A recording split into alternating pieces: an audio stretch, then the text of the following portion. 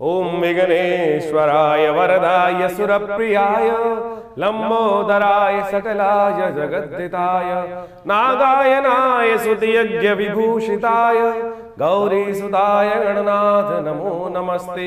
या श्री स्वयं सुकृतिनां भवने स्वलक्ष्मी पापात्मनां कृतिदयां हृदये सुबुद्धि श्रद्धा सदां कुलजन प्रभवस्य लज्जा तां तां नतास्म परिपालय देवी विश्वम्। नमस्कार, स्वागत है आपका आचार्य वाणी में। मैं आचार्य डॉक्टर विक्रमादित्य आपके साथ हूं और आचार्य वाणी चैनल के माध्यम से हम आपको बताने जा रहे हैं अगस्त के अंतिम समय में ग्रहों का योग क्या खेल आपके साथ करने वाला है। जी हाँ, खेल ये एक ऐसा विषय है कि मेष राशि वालों बड़ी चमत्कारिक राशि मानी जाती है, बड़ी परिवर्तनशील मानी जाती है और ऐसे में मेष राशि वालों को हर दिन कुछ नया चाहिए। मेष राशि वालों के साथ समस्या क्या है कि बहुत जल्दी बोर भी हो जाते हैं और एक ढेरे में बहुत जल्दी बहुत लंबे टाइम तक रुक नहीं पाते हैं। हर रोज़ कुछ ना कुछ एक नया शगुफ्ता इनको चाहिए ही चाहिए। ऐसे योग इनकी राशि में बनते दिखाई दे रहे हैं। तो ये अगस्त का अंतिम काल आपकी राशि के दृष्टिकोण से जिस प्रकार के योग बना रहा है वो आपको अच्छे से समझ लेना चाहिए। कई दिन बड़े महत्वपूर्ण आपके लिए बनने के योग बनते दिखाई देंगे। इस अगस्त के अंतिम काल में एक ऐसा दिवस आ रहा है, यदि उस दिन आपने थोड़ी सावधानी नहीं बरती तो बने बनाए काम में क्या होता है, लांछन लगने के योग बन सकते हैं। वो आपको समझना पड़ेगा कि कब का आपको कौन सी सावधानी बरतनी है। और कुछ ऐसे योग भी आ रहे हैं कि जिस दिन यदि उस रास्ते को आपने पकड़ लिया, देखिए रास्ता ही है जीवन एक रास्ता है। सही दिशा पकड़ ली तो वारे न्यारे और गलत दिशा पकड़ ली तो बस समस्याएं उत्पन्न हो जाती हैं।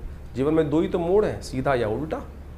और यदि किस्मत से हम सही रास्ते पे चलते चले गए तो फिर हमारे जीवन में आगे बढ़ने के रास्ते कोई रोक नहीं सकता। और गलती से कहीं गलत मोड़ पर मुड़ गए तो फिर उसमें तो रुकावट भी आने के योग बन सकते। तो ऐसा टर्निंग पॉइंट आपकी राशि में इन दिनों आने के योग बनते दिखाई दे रहे हैं। कौन सा टर्निंग पॉइंट कब आपको मिलने वाला है, ज्योतिष के दृष्टिकोण से वही टर्निंग पॉइंट आप सही उस टर्निंग पॉइंट पर आ जाएं और सही रास्ता पकड़ लें, यही ज्योतिष का वास्तविक तौर पर लक्ष्य होता है। आप ग्रहों के दृष्टिकोण से आप समझें कि कौन सा दिन आपके लिए अच्छा है, कौन सा दिन खराब है। सबसे पहले हम बात करते हैं 21 अगस्त बृहस्पतिवार का अवसर और भाद्रपद के महीने की 13वां दिन है जो कृष्ण पक्ष से आरंभ हुआ है। त्रयोदशी तिथि है, प्रदोष एक दिन पहले हो चुका है। तो इस दिन ग्रह नक्षत्रों के दृष्टिकोण से परिवर्तन का समय है। परिवर्तन का समय ऐसा है कि वो कई प्रकार से आपके लिए नया रास्ता दे रहा है। मन बिल्कुल प्रशस्त है, सही जगह सोच रहा है, सही विचार कर रहा है, दृढ़ता भाव से रखा विद्यमान है। लेकिन अननेसेसरी की छोटी छोटी बातों में क्रोध जो आ जाता है, शांत रहिएगा। क्रोध है, सब काम बेकार रहा है। शुक्र बदलने जा रहा है रास्ता। शुक्र इन दिनों चंद्रमा के साथ, बुध के साथ महालक्ष्मी योग का निर्माण कर रहा है। मन, चाणक्य नीति और साथ साथ कुशाग्र बुद्धि तीनों एक साथ आकर बैठ गए और सब ताकत में है। और ये आपके लिए बहुत अच्छे से वारे न्यारे करने के योग बना रहा है। बस ध्यान ये रखना है कि भगवान की कृपा, भाग्य से रास्ता देने के सही रास्ता बन जाए, वो शांति से प्राप्त होगा। शांति से रास्ते को चुनने का प्रयास करें। एक बात ध्यान रखिएगा, इस दिन भद्रा का योग है, नए कार्यों को आरंभ करने से बचना चाहिए। आपकी राशि में आवश्यकता है इस वक्त भगवती की कृपा की। माँ भगवती दुर्गा का नित्य प्रति साधना कर कार्य करोगे, भगवती का नाम लेकर कार्य करोगे, जितना भगवती महालक्ष्मी का यज्ञ करोगे, जप करोगे। महालक्ष्मी के व्रत भी आरंभ होने वाले हैं इस दिन, इसी अगस्त के अंतिम काल में। वो भी विधान हम आपको बताने वाले हैं। तो आज से ही भगवती महालक्ष्मी की आराधना, दुर्गा सप्तशती का पाठ, शतचंडी का पाठ करना शुरू करो। देखो वारे न्यारे होने के योग बहुत जल्दी आपकी राशि में बनते दिखाई दे रहे हैं। शुक्र परिवर्तन की तरफ जो गया है, ये बहुत महत्वपूर्ण महालक्ष्मी योग का निर्माण कर रहा है। तो आवश्यकता थोड़ी सी भाग्य को जगाने के लिए है। ऐसे बैठे बैठाए नहीं मिलेगी। बैठे बैठाए तरक्की का योग बनेगा धीरे धीरे। लेकिन यदि सिद्ध भाव से महालक्ष्मी का प्रयोग हम इस कार्यक्रम के अंत में आपको बताने वाले हैं, वो आरंभ कर दीजिए। देखिए इस साल आपके वारे न्यारे होने के योग बिल्कुल बनते दिखाई देंगे।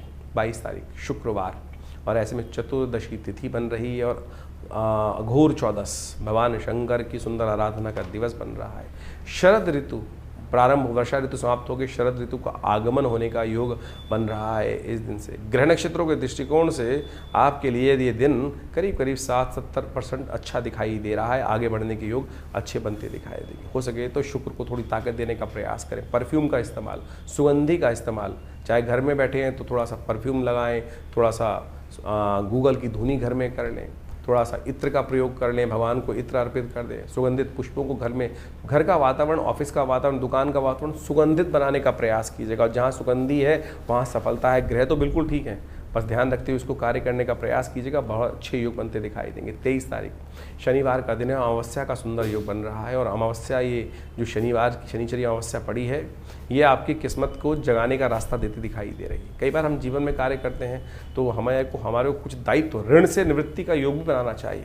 इन दिनों आपकी राशि के दृष्टिकोण से कुछ ग्रह ऐसे चल रहे हैं जो आपकी राशि में कहते हैं कि पितृ को प्रसन्न करने का हमें प्रयास करना चाहिए। राहु आपके एकादशवें भाव में बैठा हुआ है, पितरों को प्रसन्न करें। पितरों के शनिवार का दिन है, अमावस्या तिथि है, तो कोशिश ये करें अपने पितरों के निमित्त किसी ब्राह्मण को भोजन करा दीजिए, गऊ के निमित्त ग्रास निकाल दीजिए, श्वान, काक यानी कुत्ता दिखाई दे जाए उसको रोटी डाल दीजिए।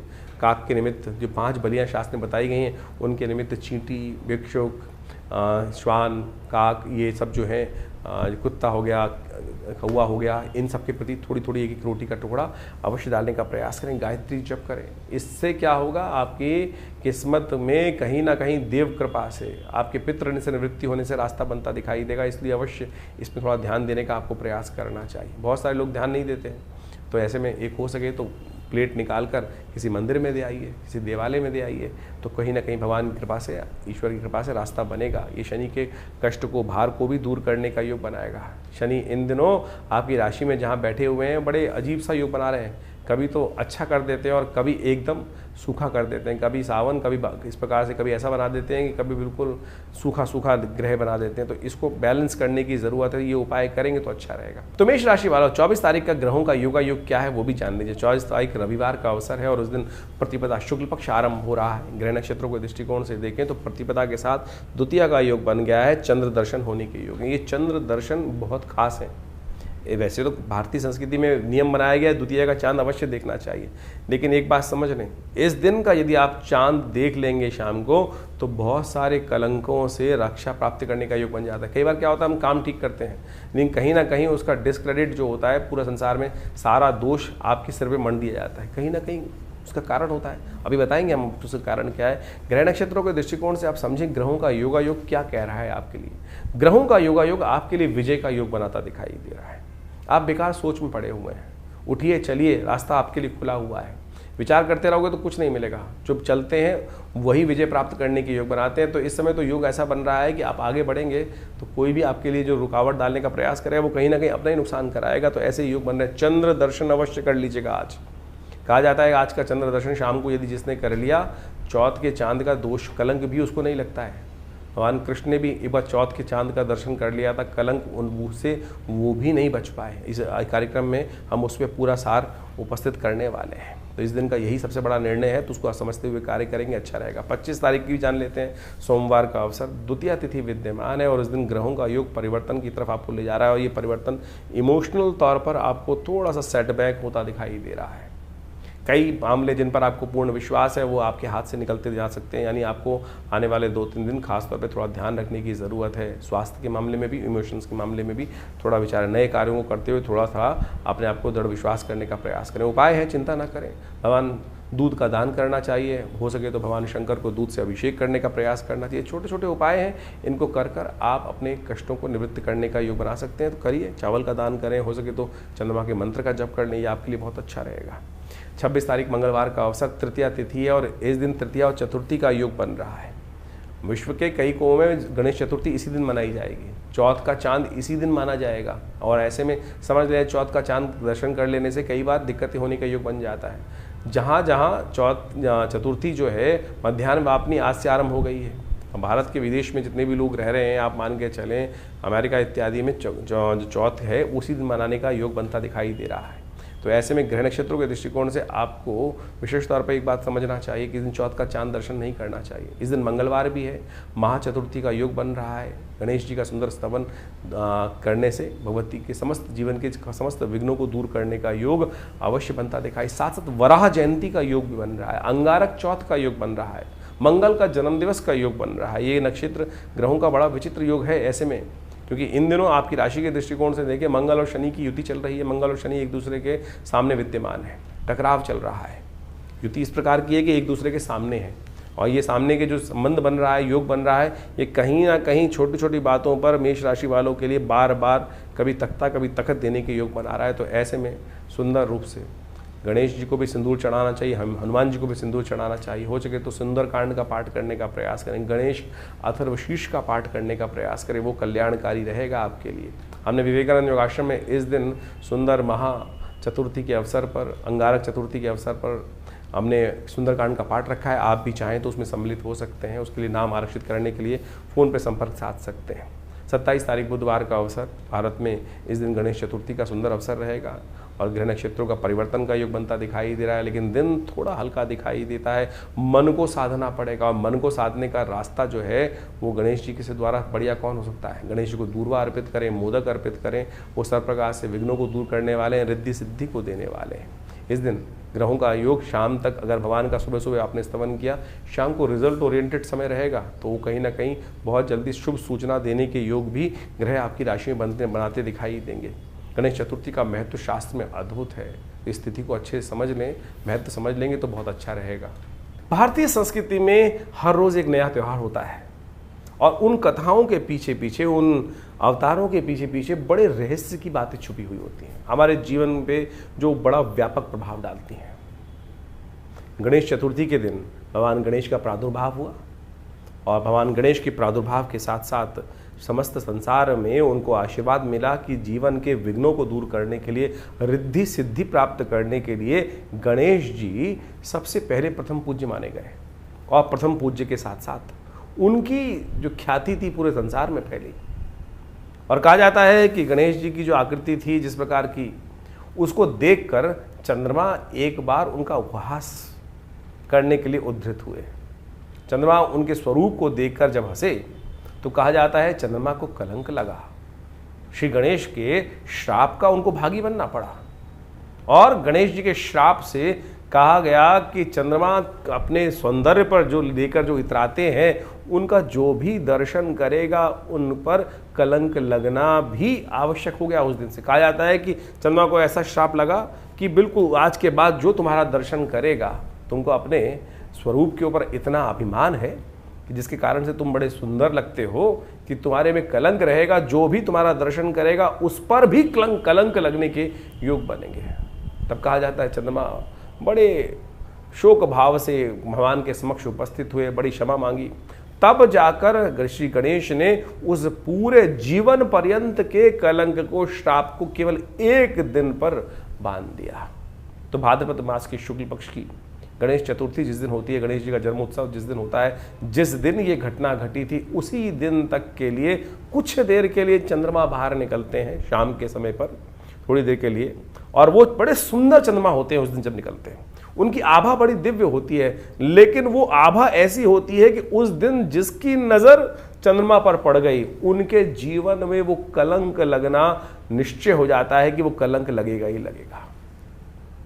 और जो उनका दर्शन कर लेता है तो उस दिन भगवान कृष्ण तक ने एक बार उस चंद्र के दर्शन कर लिए थे। चौथ के चांद का दर्शन कहा जाता है कि बिल्कुल नहीं करना चाहिए। रामायण के अंदर भी इस भाव को रखा गया है कि बुद्धिमान व्यक्ति जो होते हैं इस बात को मानते हैं कि चौथ के चांद को नहीं दर्शन करते हैं, चौथ के चांद को दर्शन कर लेने से कलंक लग जाता है। तो इसलिए बुद्धिमान व्यक्तियों को इस बात का ध्यान रखना चाहिए। लेकिन गलती से मत्थे लग गया चंद्रमा। हम घर से बाहर निकलते हैं, कई बार सामने देखते हैं चंद्रमा निकले हुए हैं, बड़े सुंदर लग रहे हैं, और ध्यान रहा नहीं चतुर्थी है तो जिस दिन, और निश्चित मान लीजिए कलंक लगना निश्चित हो गया। भगवान कृष्ण ने भी गलती से चंद्रमा के उस दिन दर्शन एक बार कर लिए। कहा जाता है कि उनके ऊपर भी कलंक लगा सम्यंतक मणि चुराने का।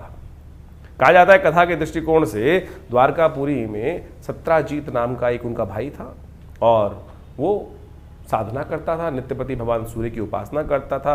भगवान सूर्य की उपासना कर कर भगवान सूर्य को प्रसन्न किया और वो सम्यंतक मणि भगवान से प्राप्त करी। और कहा जाता है उस मणि का इतना प्रादुर्भाव था, इतना चमत्कार था कि वो नित्यपति स्वर्ण को देती थी, और उस स्वर्ण को जिस प्रकार से प्राप्त होता था, जिसके पास भी वो मणि रहेगी वो स्वर्ण ही स्वर्ण में खेलता था। तो वो नित्यपति इस भाव को रखता था। लोगों ने कहा सत्राजीत को कि ये मणि तेरे लायक नहीं है, तुमको भगवान कृष्ण को दे देनी चाहिए, जिससे समाज के सुंदर कार्य हो सके, समाज में सुंदर लोगों की सहायता हो सके। लेकिन सत्राजीत अभिमान ग्रसित था। तो सत्राजीत ने उस जब सम्यंतक मणि को भगवान सूर्य से प्राप्त कर लिया तो कहा जाता है कि वो 8 पैर सोने को का निर्माण करती थी। लोगों ने कहा कि भगवान कृष्ण को ये मणि दे देनी चाहिए, तेरे लायक नहीं है। लेकिन वो अभिमान ग्रसित था, साधना से प्राप्त करी हुई उस निधि को कैसे किसी और को दे दे। उसने वो मणि जो थी अपने भाई प्रसेन एक दिन वो मणि पहनकर जंगल में चला गया। और जब वो प्रसेन जंगल में चला गया तो कहा जाता है कि वहाँ उसका युद्ध जामवंत से हुआ। जामवंत से युद्ध होने के बाद प्रसेन को जामवंत ने मार दिया। और जामवंत ने जब प्रसेन को मार दिया तो सत्राजित वहाँ पहले से ही इस बात से भाव था उसको कि भगवान कृष्ण इस मणि को प्राप्त करना चाहते हैं, जबकि भगवान की कोई इच्छा नहीं थी। वो समाज की बात कर रहे थे। समाज में बहुत सारे लोगों ने इस बात को रखा था कि सत्राजित ये मणि तेरे स्वरूप के अनुसार से नहीं है, इसको भगवान कृष्ण के पास ही होनी चाहिए। इस भाव को मन में रखकर, क्योंकि वो देव योग से घटना घट चुकी थी कि भगवान ने चंद्र का दर्शन कर लिया था, कलंक उन पर लगना था और वो कलंक लग गया। सब पूरे राज्य के अंदर इस बात को सत्राजित ने आक्षेप किया भगवान, क्योंकि भगवान ने चुरा ली मेरी मणि। तो कहा जाता है कि भगवान इस आरोप से मुक्त होने के लिए जिस प्रकार से उनके चरणों को देखते हुए, प्रसेन के चरणों को देखते हुए जंगल में गए। जंगल में जाके देखा कि वो चरण जो हैं एक गुफा की तरफ जा रहे हैं और उस गुफा से एक प्रकाश सा बाहर निकल रहा है। भगवान ने जाके देखा कि उस प्रकाश के मणि से भालू के रीछ के कुछ बच्चे खेल रहे हैं। और जब रीछ के बच्चे खेल रहे हैं तो भगवान ने उसको प्राप्त की। तो वहाँ जामवंत पीछे आए और जामवंत जब आए तो भगवान के साथ उनका युद्ध हुआ। इससे पहले पूर्व में कथा आती है शास्त्र के दृष्टिकोण से। जामवंत कौन है? जो भगवान राम के समय थे। भगवान राम जब इस धरा से गए तो अपने साथ जितने भी अनुयायी थे, जितने भी उनके भक्त थे, सबको ले गए। जामवंत भी उनके एक भक्त थे, लेकिन वो भगवान के साथ नहीं गए। कहा जाता है इस संसार में कोई भी एक मनुष्य जब तक मन में रहे तब तक इसे निवृत्ति मोक्ष नहीं हो सकता। भगवान के साथ जाने का मतलब मोक्ष को प्राप्त करना था। जामवंत के मन में इच्छा थी कि कहीं ना कहीं भगवान के समक्ष रखी थी कि भगवान के साथ वो अपने शौर्य को प्रदर्शन करने के लिए युद्ध करना चाहते थे। तो भगवान ने कहा एक तो जामवंत जी आप बहुत बूढ़े हैं, फिर आपने हमारी सहायता करी है, तो हम आपके साथ तो इस जन्म में तो युद्ध कर नहीं सकते। तो इसी कारण से कहा जाता है कि वो इतने लाख वर्ष इसी धरा पे रहे। और जब फिर भगवान कृष्ण का अवतरण हुआ तब भगवान कृष्ण के साथ उनका युद्ध हुआ। और युद्ध में 21 दिन तक लगातार युद्ध होने के बाद वो युद्ध में कहा जाता है कि जामवंत हारे। और वहाँ से भगवान ने मणि भी प्राप्त करी और जामवती को भी प्राप्त किया और उन दोनों को लेकर पुनः द्वारका पधारे और वो सत्राजित को वापस करी और पूरी कथा सुनाई। कहा जाता है इस कथा को सुन लेने से वो जो कलंक होता है वो नहीं लगता है। तो इस बात को हमें ध्यान रखें। इसके साथ एक और बात बता देते हैं हम आपको, इस कथा के साथ साथ समझ लेनी चाहिए कि इससे पहले जो दूज का चांद निकलता है, जो इसी मास में शुक्ल पक्ष का आरंभ जब होता है उस दिन दूज के दिन भी चांद निकलता है। कहा जाता है इसीलिए भारतीय संस्कृति में परंपरा बनी कि दूज का चांद अवश्य देखना चाहिए। जो दूज का चांद को देखकर माता पिता गुरुजन का आशीर्वाद लेता है, गौ पूजन करता है, उसके जीवन में कभी कोई कलंक नहीं लगता। तो इससे पहले भाद्रपद मास में जो चांद दूज को दिखाई देगा, यदि उसका भी दर्शन शाम के समय कर लेंगे तो फिर गलती से यदि चंद्रमा चौथ का चांद आपके माथे लग भी गया तब भी उसका कलंक आपके मनोमस्तिष्क को परेशान नहीं करेगा। आपकी कीर्ति पर कलंकित नहीं करने का आरोप, जो कलंक करने का आरोप लगता है वो नहीं लगेगा। ये शास्त्र में अद्भुत चीज़ है। ये नहीं कि एक चीज़ का रास्ता नहीं है। तो आप समझे इन वर्ण कथाओं के माध्यम से हमारे जीवन में जो घटनाएं घटती हैं उनको भी। अब इस बात को एक और समझें, ज्योतिष के दृष्टिकोण से कहाँ महत्वपूर्ण बात आती है कि ज्योतिष के दृष्टिकोण से अब ये तो कर्म के अनुसार से भाग्य बन गया ना। आपकी जन्मपत्री में तो कहीं नहीं लिखा था कि आप इस प्रकार का दर्शन कर लोगे फिर आपका कलंक लग जाएगा जीवन में। ये तो आपके जीवन में कर्म के द्वारा किया गया प्रभाव आपके जीवन में उपस्थित होता है। यानी आपकी जन्मपत्री के अलावा जन्मपत्री जो बनी वो तो आपके पूर्व अर्जित कर्मा के अनुसार से आपके जन्म के समय का एक चार्ट बनकर आया। लेकिन उसके बाद जितना आप आगे चलते जाएंगे तो आपके जीवन के घटनाक्रम जिस प्रकार से चल रहे हैं, जैसा आप कर्म कर रहे हैं, उसके अनुसार से आपके भाग्य बन रहे हैं। बहुत सारे लोग इस बारे में एक प्रश्न भी कर लेते हैं कई बार। ये समझने की आवश्यकता है कि क्या हम पूर्व अर्जित कर्मों के अनुसार से ही जीवन को आगे व्यतीत करते हैं? नहीं भाई, आप उसके साथ साथ अपने प्रत्यक्ष कर्म के द्वारा भी अपने पूर्व अर्जित कर्मों को बढ़ा सकते हैं, घटा सकते हैं। दुष्कर्मों को घटा सकते हैं पुण्यों के द्वारा। जो आप यज्ञ इत्यादि, दान इत्यादि, पुण्य इत्यादि, उपाय इत्यादि विभिन्न प्रकार से करते हैं वो यही तो है। इसी के द्वारा तो पूर्व जन्म में, पूर्व समय में किए गए दुष्कर्मों का प्रायश्चित कर उसका घटन किया जाता है, उसको हटाया जाता है। तो यानी जो कर्म प्रधान विश्व रच राखा, ये भाव जो रखा गया है, यानी अब जो कर्म हो गया, मनसा वाचा कर्म, 3 प्रकार के कर्म शास्त्र में वर्णित है, उनको हो जाने से जीवन में जो प्रभाव उसका उत्पन्न होता है उसको घटाया बढ़ाया जा सकता है। जी हाँ, इस घटना के माध्यम से केवल घटना मत समझें, केवल एक कथा को ना समझें, इसका सारांश को समझने की आवश्यकता है कि क्या प्रभाव आपके जीवन में ग्रहों का पड़ रहा है। तो आप किसी भी प्रकार से यदि कोई गलती हो भी गई तो उसका प्रायश्चित करने के विभिन्न मार्ग शास्त्र में जगह जगह वर्णित किए गए हैं। तो इस कथा के माध्यम से हम समझें। तो इस दिन भगवान का स्तवन करें, श्री गणेश का स्तवन करें। अब जो कर्म हो गया, चंद्रमा के द्वारा भी तो गलत कर्म हुआ, वो चाहते तो नहीं थे, लेकिन क्या हुआ, सामने एक ऐसी स्थिति बनकर आ गई, भगवान शंकर के पुत्र के ऊपर हाथी का चिन्ह लग गया। तो कोई भी व्यक्ति जब कुछ ऐसी प्रकार से एक अजीब चीज देखता है तो उपहास उठाने का एक स्वाभाविक प्रयास करता है। वो उपहास का जो उपहास यानी हास मजाक करने का कितना दुष्प्रभाव हुआ कि चंद्रमा पर जीवन पर्यंत का कलंक लग गया।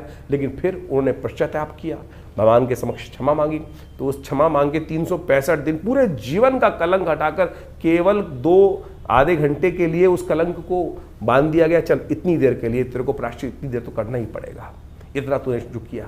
तो यानी जिस प्रकार के भी ये कर्म करते हैं, लेकिन सबसे पहले हम समझें कि हमारी गलत हुआ, उसको ठीक करने का मार्ग अवश्य बनाने का प्रयास करें। इन कथाओं के माध्यम से ज्योतिष के साथ हम कई बार एक कथा सुनाते हैं, तो इस बात को हमें समझना चाहिए कि इन सबका महत्व ज्योतिष के साथ है। ज्योतिष बिना पुराण के अनुसार से नहीं समझी जा सकती।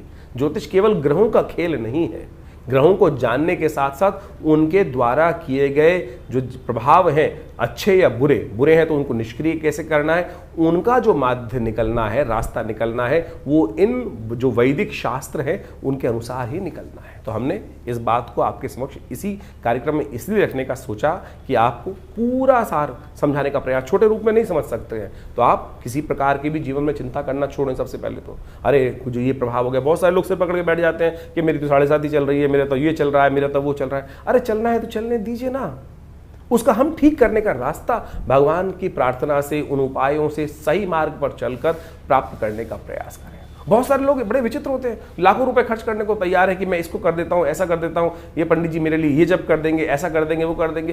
क्या? अरे आपके स्वयं करने से होने वाला है। मैं ये पहन लेता हूं, कोई अंगूठी पहन रहा है, कोई कुछ कर रहा है, कोई कुछ कर रहा है। कर्म मन से सोचने से, कर्म को सही मार्ग पे करने से तब जाकर कष्टों से निवृत्ति का मार्ग बनेगा। इसको सैद्धांतिक तौर पर आपको अच्छे से समझ लेना चाहिए। आपका स्वयं का समर्पण चाहिए, तब जाकर भगवान की कृपा आपके जीवन में प्राप्त होगी। तो ये सुंदर रूप से गणेश जी का जो जन्म की कथा है ये बड़ी अद्भुत है, और हमने इस दिन विशेष तौर पर भगवान की प्रार्थना करने के लिए आश्रम में बड़े विशेष कार्यक्रम रखे हैं। आप सब उसमें सम्मिलित हो सकते हैं भगवान की कृपा प्राप्त करने के लिए। इस बार पंचांग के दृष्टिकोण से बड़ा एक और योग बन रहा है कि जो गणेश चतुर्थी के दिन योग बन रहा है, कई क्षेत्रों के अनुसार क्षेत्रवाद रहेगा इसमें।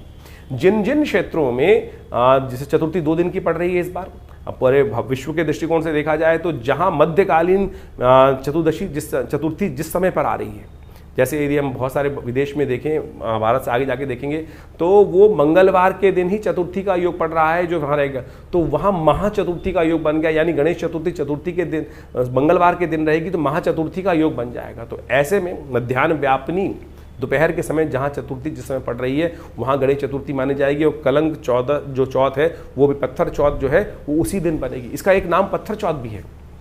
पत्थर चौथ का मतलब होता है, पुराने जमाने की व्यवस्था बना दी गई थी कि भाई चांद को नहीं देखना है तो पत्थर बाजार में लोग घर से रखते बाहर मार देते थे कि भाई कोई निकलेगा ही नहीं बाहर किसी कारण से। वो कल्याण के लिए था, पत्थर मारने की परंपरा ये नहीं थी। वो पत्थर इसलिए चढ़ा दिए जाते थे कि भाई कोई निकले, गलती से किसी का जो डायरेक्ट कनेक्ट जो है वो चंद्रमा के साथ हो जाए तो फिर वो कलंक ना लगे उसको। तो उससे बचने के लिए एक परंपरा इस प्रकार से कुछ देसी जगहों में चल गई, लेकिन शास्त्र में इसको इस प्रकार से प्रमाणित नहीं किया गया है। तो वो पत्थर चौथ के नाम से भी प्रचलित हो गया है वो चौथ जो है। तो वो मंगलवार को, जिन क्षेत्रों में मध्याह्न वापनी चतुर्थी रहेगी मंगलवार के दिन, तो उस दिन वहाँ पर वो चतुर्थी मंगलवार के दिन मनाई जाएगी। और जिन जिन क्षेत्रों में रहेगी तो मंगलवार के साथ साथ बुधवार के दिन है तो वो बुधवार के दिन चतुर्थी मना रहे हैं। और इस प्रकार से आप इस कथा का श्रेय महत्व समझते हुए अपने जीवन में शुभ लेने का प्रयास करें। तो गणेश चतुर्थी के दिन आपने किस प्रकार से कौन से खास प्रयोग करने हैं वो हमने आपको बताए। तो ऐसे में विशेष तौर पर भगवान का स्तवन करने से समस्त प्रकार के कष्टों को दूर करने का योग अवश्य बनेगा। 28 तारीख का दिन बृहस्पतिवार का अवसर है, पंचमी तिथि विद्यमान है और ग्रहों के दृष्टिकोण से ये समय आपके लिए बड़ा अनुकूल, नए विचारों के साथ, नई शक्ति के साथ समय उदय होता दिखाई दे रहा है। यदि आपने भगवान गणेश का आशीर्वाद लेकर कार्य करना शुरू किया तो देखिएगा आपके लिए कुछ ना कुछ नई प्रॉस्पेरिटी का बहुत सारे विजन्स आपके मनोमस्तिष्क में इस दिन अच्छे आते दिखाई देंगे। ग्रह ऐसे दिखा रहे हैं कुछ चीज़ों को नए, जो आप 2 दिन पहले जो विचार चल रहे थे उसमें से बिल्कुल ज़मीन आसमान का अंतर आपके मनोमस्तिष्क में आपके ग्रह दिखाते दिखाई दे रहे हैं। ऋषि पंचमी है, इस दिन ऋषियों का आशीर्वाद अवश्य लेने का प्रयास करना चाहिए। ब्राह्मणों को कुछ भोजन इत्यादि निकाल दें। कहा जाता है सप्त ऋषियों का पूजन इस दिन करके आपको अवश्य कुछ ना कुछ नया कार्य करने का प्रयास करना चाहिए। रवि योग है, नए चीज़ों कार्यों को आरंभ करने के लिए दिन अच्छा दिखाई देता है। 29 तारीख शुक्रवार का अवसर, षष्ठी तिथि इस दिन विद्यमान है। सूर्य षष्ठी का योग बन रहा है, बलदाऊ छठ का योग बन रहा है, साथ साथ अगस्त ग्रह भी अगस्त जो तारा है इस दिन उदय हो रहा है। तुलसी बाबा ने लिखा उदित अगस्त पंथ जल शोषा, यानी रास्ते में जितने भी जल इकट्ठे होने के जो रास्ते होते हैं, रास्ते खुल जाते हैं। ऐसे में योग पुराने ज़माने में चलता था, यात्राएं आरंभ होने की। चतुर्मास में वैसे तो यात्राएं नहीं होती हैं, लेकिन इस दिन के बाद से यात्राएं भी आरंभ होने के योग बनते थे। कहा जाता है कि पानी बहुत ज़्यादा एकत्र नहीं मिलेगा, कुछ ना कुछ रास्ते धीरे धीरे अपने आप खुलने के रास्ते बनते दिखाई देंगे। ग्रह नक्षत्र भी कुछ नई उम्मीद आपकी राशि में जगाते दिखाई दे रहे हैं। सूर्य आपकी राशि में जो परिवर्तन की तरफ गए हैं वो नई उम्मीद, नए संपर्क साधने के बहुत अच्छे रास्ते दे रहे हैं। केतु के साथ विराजमान होकर कुछ न कहीं झंडा लगाने के योग बनाते दिखाई दे रहे हैं। तो आप चलोगे तो बिल्कुल अवश्य रास्ता बनता दिखाई देगा, लेकिन शांति से।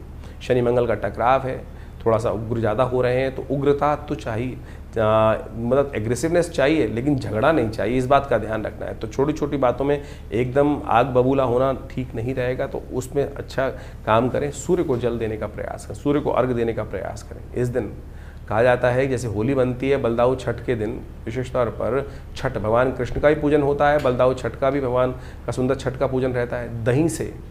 दही के साथ होली खेलने की परंपरा भारतीय संस्कृति में रही है। इस दिन हल्दी मिलाकर दही के साथ सुंदर रूप से भगवान का स्तवन करते हुए भगवान को स्नान कराने की परंपरा शास्त्र में रही है। आनंद रूप से हमारी संस्कृति आनंद की संस्कृति रही है, हर रोज़ नया उत्सव है। तो ये बलदाऊ छठ बड़े श्रद्धा भाव से वृंदावन में इत्यादि समस्त मंदिरों में आनंद भाव से मनाई जाती है। तो आप भी इसका अवश्य ध्यान करें, आनंद लें। आप जैसे विशेष तौर पर बहुत सारी समस्याएं शरीर में हो रही हो, इन दिनों क्या होता है गर्मी एकदम अजीब प्रकार की होती है, ह्यूमिडिटी बहुत ज़्यादा हो रही होती है भारत के बहुत सारे क्षेत्रों में।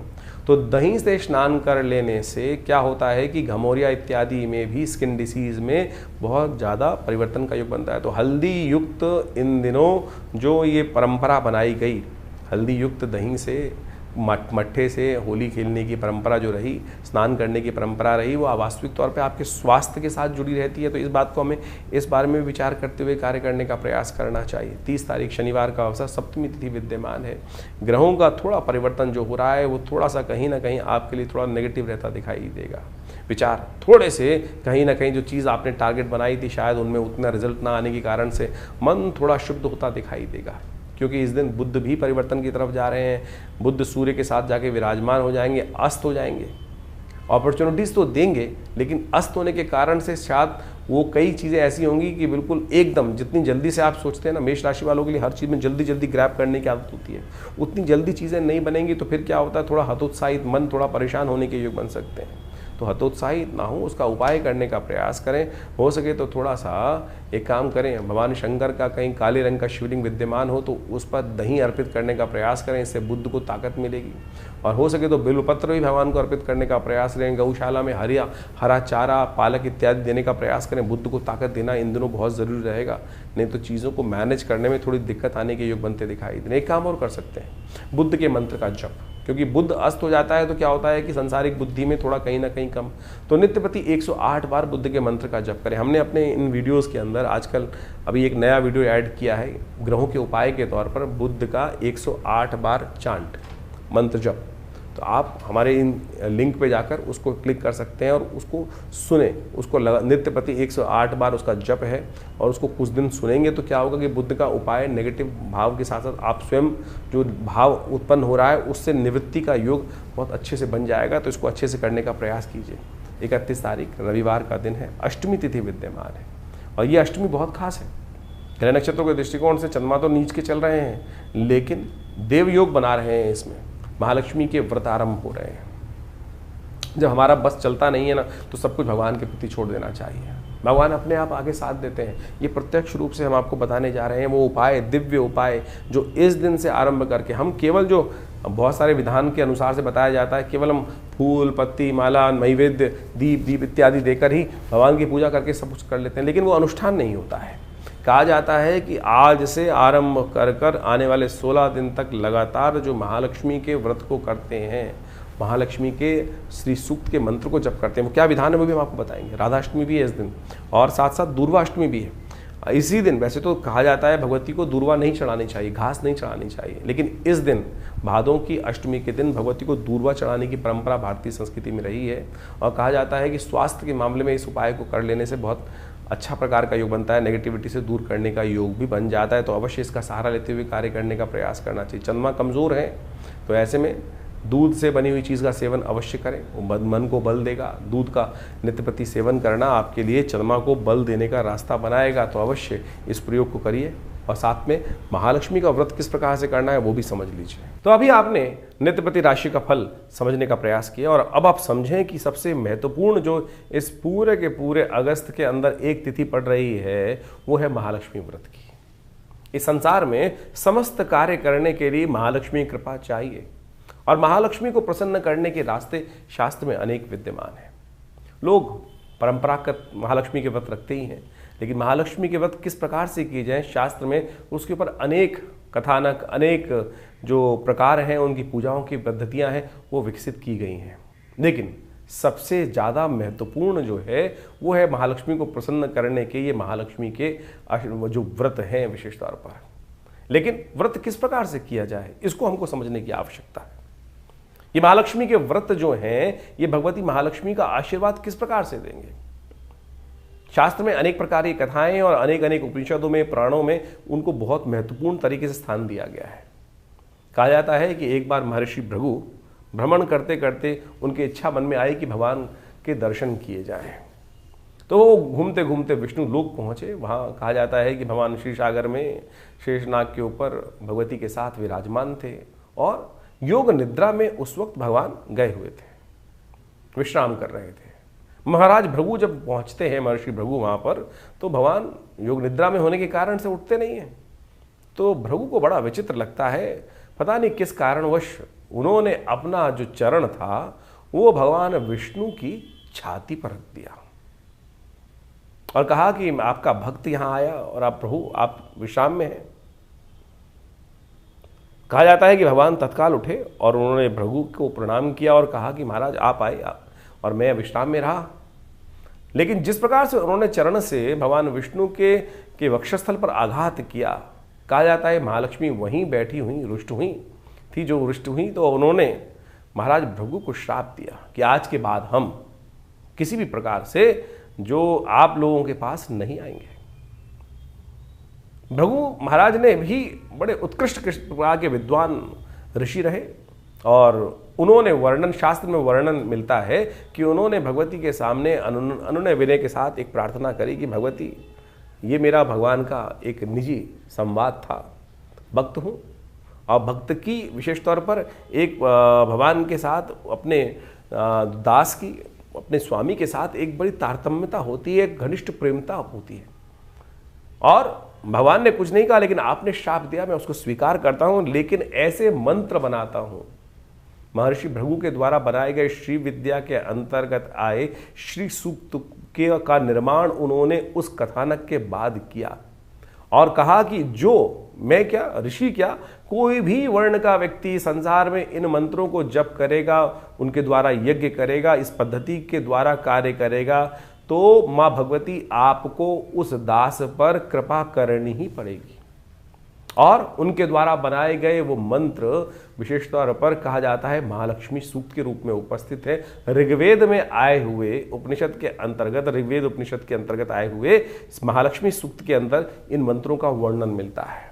और सत्य माने हमने इसके ऊपर बहुत शोध किया ये जो विधि है श्री सूक्त की, ओम हिरण्यवर्णाम हरणिम सुवर्ण रजत सृजाम चंद्राम हिरण्यमयीं लक्ष्मीं जातवेदो माव ताम आव जातवेदो लक्ष्मी मर्मगामिनीं यस्याम हिरण्यम विंदेयम कामश्वम पुरुषानहम। ये जो 16 मंत्र है, हमने 2 मंत्र आपके समक्ष इस वक्त यहाँ रखे।